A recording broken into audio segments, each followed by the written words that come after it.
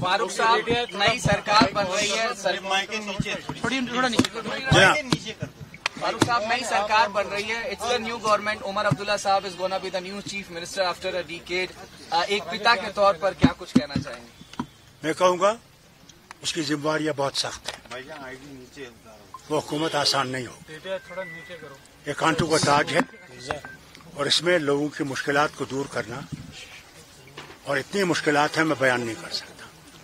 मैं अल्लाह से यही दुआ करता हूं कि जो नई हुकूमत आए उनके रास्ते आसान करे, कि वो जम्मू कश्मीर के मुश्किलात दूर कर सके और जो नफरतों का मैदान पैदा किया गया है उस नफरतों के मैदान को वो खत्म कर सके।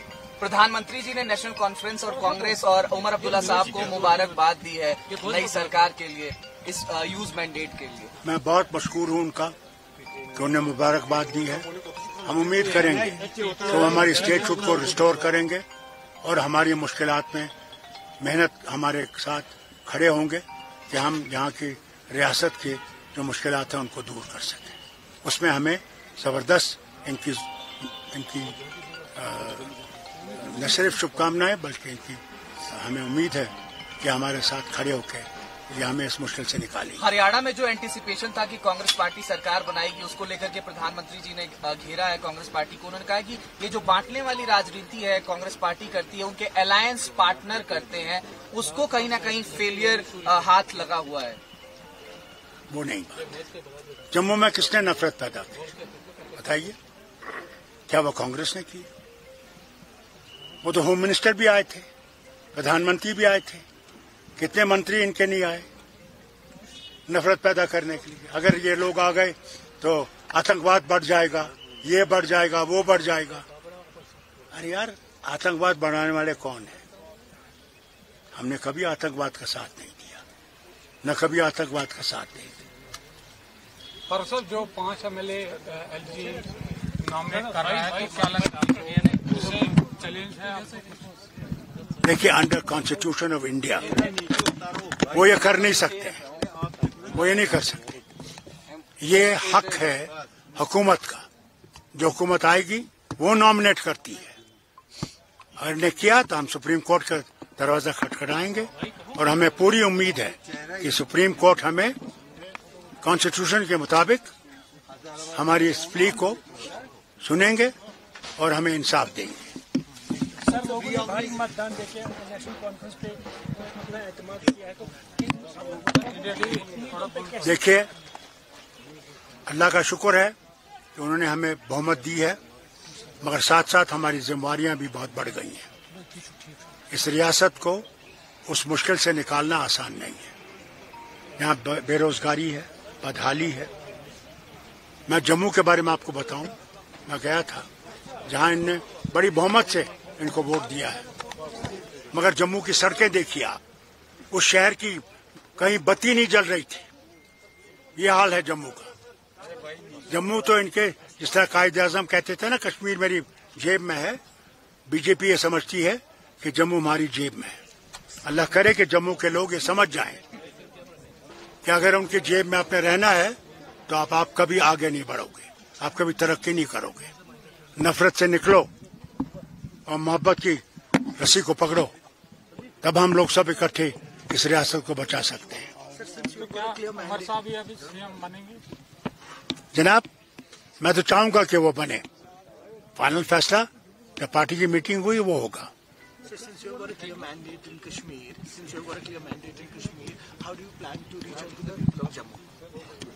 Why not? We've always reached the people of Jammu when they have not given us votes. We've had ministers who lost from Jammu. We've never ignored Jammu. Jammu has ignored us. But we will show them that we are not going to ignore Jammu. Jammu is as dear to us as Kashmir is. Sir, सरकार चलाना कितना मुश्किल रहेगा, क्योंकि यहाँ पर LG भी है और सेंटर के साथ भी कन्फ्रंट। एलजी चला जाएगा, स्टेटहुड आएगा, नया गवर्नर मुझे उम्मीद है वो हमारे साथ मोहब्बत से और काम करेगा, क्योंकि हम हिंदुस्तान का एक हिस्सा हैं, हम हिंदुस्तान का ताज हैं, मुकुट हैं। अगर मुकुट खराब हो गया तो हिंदुस्तान कैसे चमकेगा? इससे हम सबको इस ताज को ऊपर उठाना है, इससे मोहब्बत करनी है और नफरत को दबाना है और मोहब्बत को आगे ले जाके सारे हिंदुस्तान में एक सूरज चमकाना है, जिससे कि नफरतों का राज जो है खत्म हो और मोहब्बत का राज बढ़े। शपथ ग्रहण की तारीख क्या रहने वाली है फारूक? अभी तक जनाब, क्योंकि पार्टी मीटिंग नहीं हुई है और हमारे लीडर जिनको आना है हिंदुस्तान गठबंधन को, उसके लिए भी हमने तैयारियां करनी है। तो जब हम लोग मीटिंग करेंगे उसमें फैसला होगा, उसके मुताबिक हम गवर्नर साहब के पास जाएंगे, फिर वो जो दिन देंगे उसके मुताबिक शपथ ग्रहण। पूरा इंडिया गठबंधन शपथ ग्रहण में मौजूद रहने वाला है सोनिया गांधी जी? इंशाअल्लाह हमें उम्मीद है, हमने उन्हें दावत दी है और हमें उम्मीद है कि वो जरूर आएंगे, जितने भी हमारे गठबंधन के लोग हैं। बल्कि आज हमें हिम्मत देने के लिए प्राइम मिनिस्टर देवेगौड़ा जी आ रहे हैं, वो पहुंचेंगे आज। कि हमें, क्योंकि मुझे याद है कि जब हमने 96 में इलेक्शन लड़ा उस वक्त तो प्रधानमंत्री थे, उन्होंने हमें एक आजादाना इलेक्शन दिया और जिसके लिए हम कभी भूल नहीं सकते। इस रियासत को उन 6 साल में हमने उन मुश्किलों से निकाला कि आज सब पार्टियां घूम रही हैं।